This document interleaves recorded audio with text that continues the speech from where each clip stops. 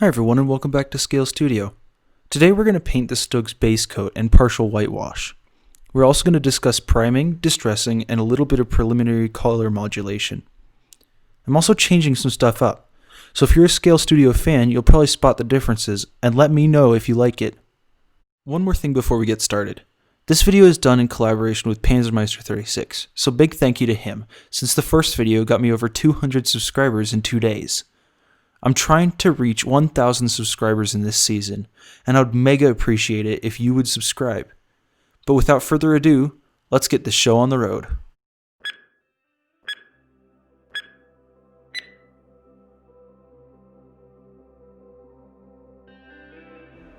So before we get started, we want to make sure to protect the work that we've already done. In this case, it's masking off the interior. Paint, when you're spraying it, is fairly uncontrollable where the particles go, and so you want to make sure just to block off any open hatches or anything like that before spraying. In this case, I'm just using some foam because it's easy to push into those areas and it's not going to damage any interior parts. If you have hatches there, just close them off with some white glue and then reactivate it and pull them off when you're done. After that, I'm going to just spray down the whole model with decanted lacquer Tamiya spray primer. I'm using my airbrush for this. You can use the spray bottle. I find that the airbrush is easier to control. Just make sure when you're putting it down to put it down on a clean surface or put it down very lightly and in thin layers so it adheres really well.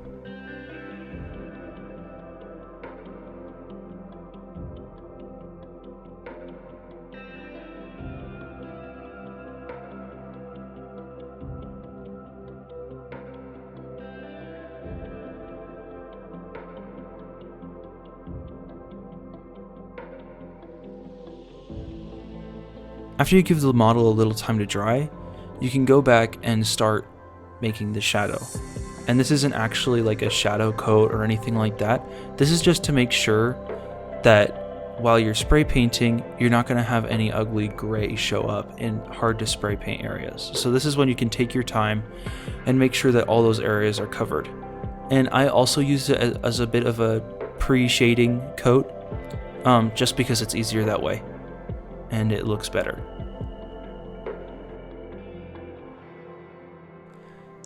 Then we're just going to spray the whole model with XF63 German Gray. I thinned this about 50-50 with isopropyl alcohol, and I found that it sprayed really well with that. This is my first time actually using Tamiya paints on a model that I'm filming. I've tried it on other little practice models, but nothing like this, and it went down really well. Just make sure not to pull it too far away from the model. Spray in small sections and in light coats, or else you're going to get this spiky surface, which is okay on this model because the Stug, for some reason, its armor plate had a spikiness to it, but on other models you don't want to use that excuse because it's not going to be true. And just make sure that you take your time and get every nook and cranny. This is the problem that I had on the Tiger, is I didn't get everywhere. And you guys didn't see it, or maybe you did, but I saw it, and so I had a problem with it, and it's bothering me still. So just take your time and make sure that it won't come back to haunt you.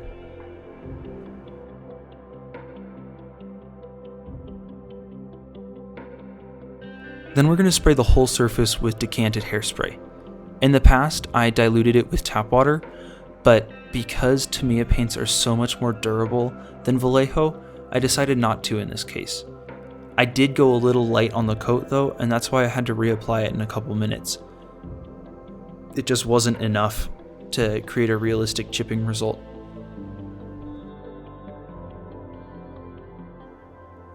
And then I'm just gonna create kind of a mottled, Night Shift calls it cloudy, spray coat on the model with a much lighter color. Don't be afraid to go too light because this is actually going to be toned down a lot. Like on the final model, what I'm looking at right now, this does not look anything like this or what you'd think it would look like after the hairspray was activated.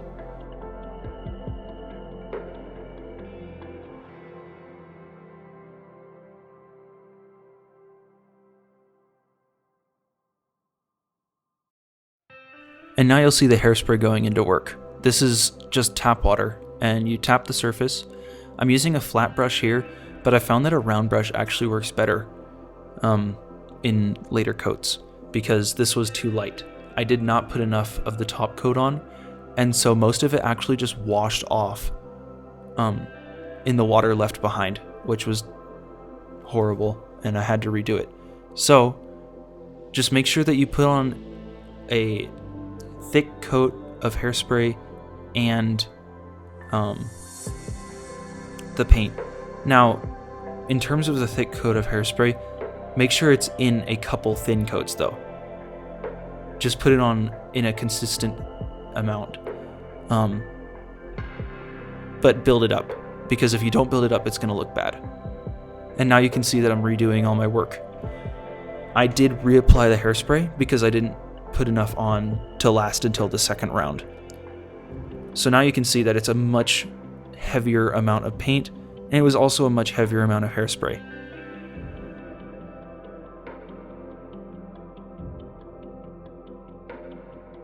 And then I'm just going to start working at it with my round brush. The round brush works a lot better because it's a lot easier to create random patterns, as you can almost already see. And that's what it looks like in the end if you have enough paint. That's what it should look like, just mottled and kind of a little bit chipped. Like, it should look like hairspray chipping, but not quite. It should look more like just a mottled effect on the surface. And then for the wheels, I decided not to put a coat of hairspray down. You can if you want to, but actually here I just did some post shading, which is I just took the same color, the same light color we were using for the distressing, and just putting it in the middle of the space, so in the middle of the tire. And I think this actually turned out really well for the wheels. It made the wash look really good, which you'll see in the next video if you guys stick around. So make sure to subscribe so you don't miss it.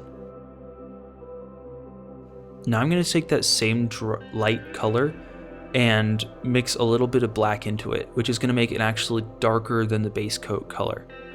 And then I'm just going to put this on all lower surfaces, anywhere that should have a shadow. And this is going to act as our shadows coat.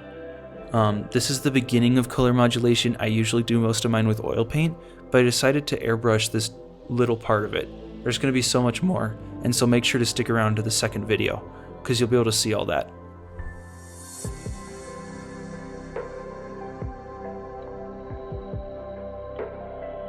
And now I'm going to spray the whole model with a 50-50 coat of Tamiya flat clear and clear, which is basically just a semi-gloss.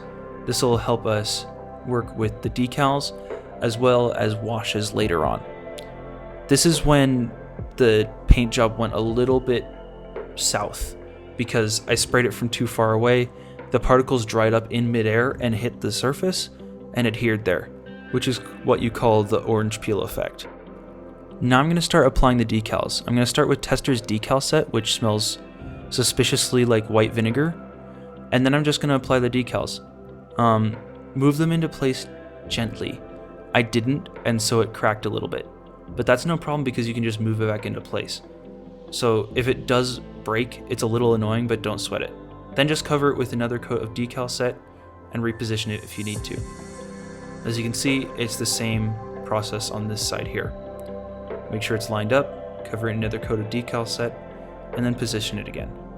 And then you're fine. That's it.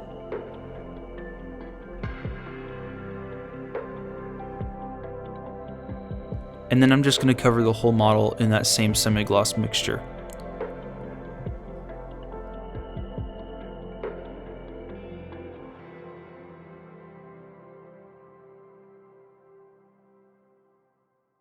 Now for painting the rubber, which usually I would paint in a light gray or black, usually a light gray, but in this case the whole model is a dark gray, and so I don't think that the usual tire color would look good. So I made a more of a brown gray, which looks like very old rubber, and I think it actually turned out really nicely because it just slightly contrasts the usual color.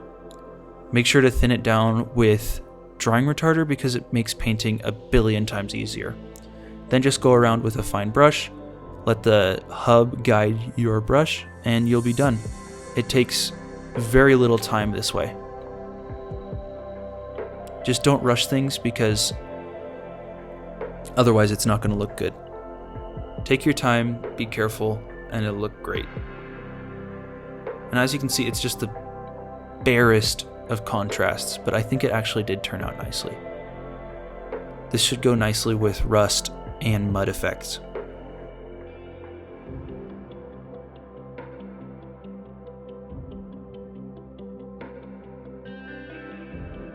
Once the sidewalls are done, you can paint the top parts of the wheel with a wide flat brush. This is going to make it go really quickly, and it's easier because there's no metal for you to mess up on. Now we're going to get started on the whitewash. Now I want this to be kind of a tank that they didn't really have a ton of time to clean off the whitewash, so it's not a perfect job, which I honestly doubt would have had anyways. And I'm just going to coat each area that I want to have a little bit of whitewash residue remaining with hairspray.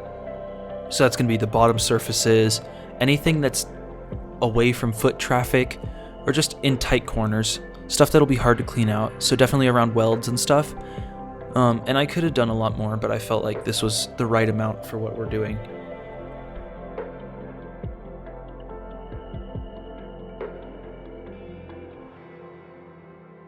I'm then just going to do a light coat of Tamiya XF flat white on all those parts that I put the hairspray. And this is going to be our whitewash color.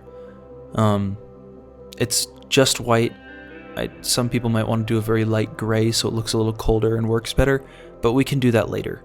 And just, I'm putting it wherever it makes sense. Tight corners, I've already mentioned a lot of this, so tight corners where it's hard to get to, lower surfaces, stuff like that. Low foot traffic and hard to get to is the main goal here.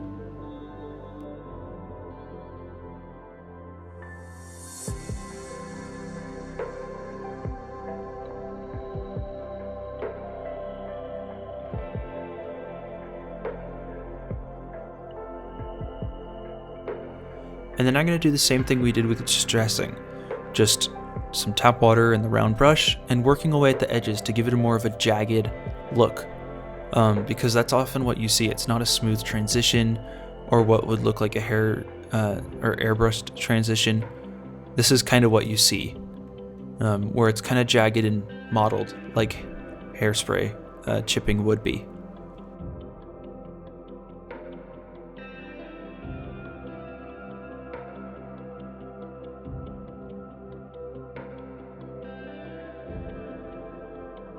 And then I'm going to recoat those areas and do it again, because having it in layers makes it look just so much better.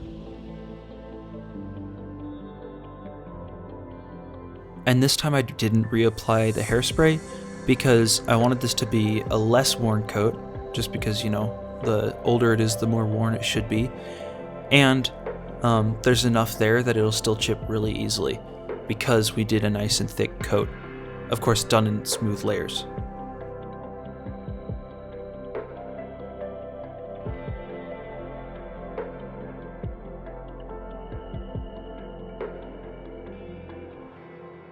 I then attached the tracks together with some styrene cement. These are just rubber band tracks, and they've made it so that they'll melt with the usual Tamiya extra thin. And then I secured it with some needle nose cross-lock tweezers. They work as really light pressure clamps, and you can clamp really tiny things. So I really like these for that. And then I painted the base coat for what the wood is going to be on the wooden handles, which is going to be a 50-50 Vallejo chocolate brown and Middlestone, which makes a really nice old wood color. This was again thinned with AK acrylic drying retarder. It just makes it so much easier to brush paint.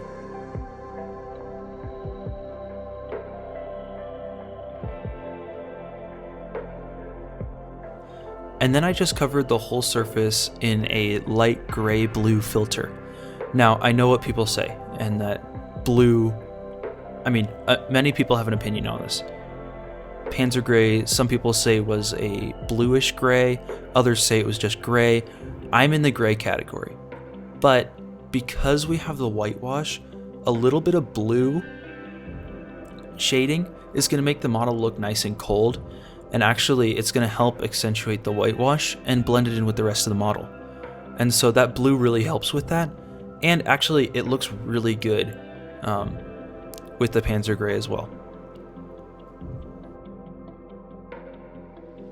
The main trick with the filter is to make sure that none of it pools anywhere or acts like a wash. This is supposed to be just an overall very, very thin coat of oil paint to blend the different tones together and make them work together better.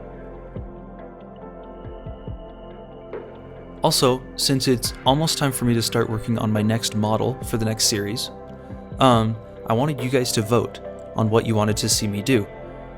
There's going to be a link in the description and on screen now, pointing you to my Patreon page, because that's where the poll is going to be happening.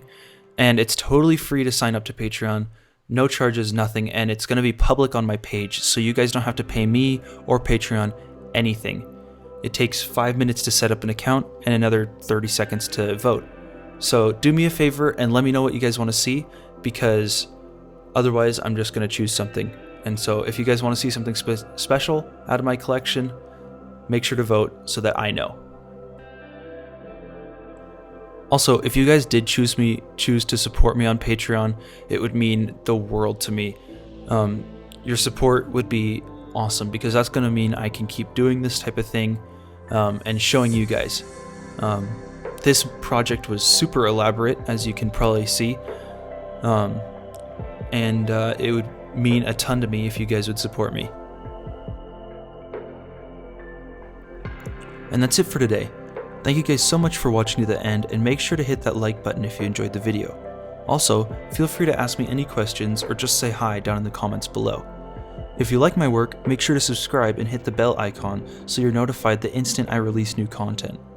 As I said earlier, I'm trying to reach 1,000 subscribers in this series, so it would mean a lot to me if you consider subscribing. Again, thank you to my patrons, Panzermeister36 and Night Shift. Make sure to check out Panzermeister's video, and we'll see you next time.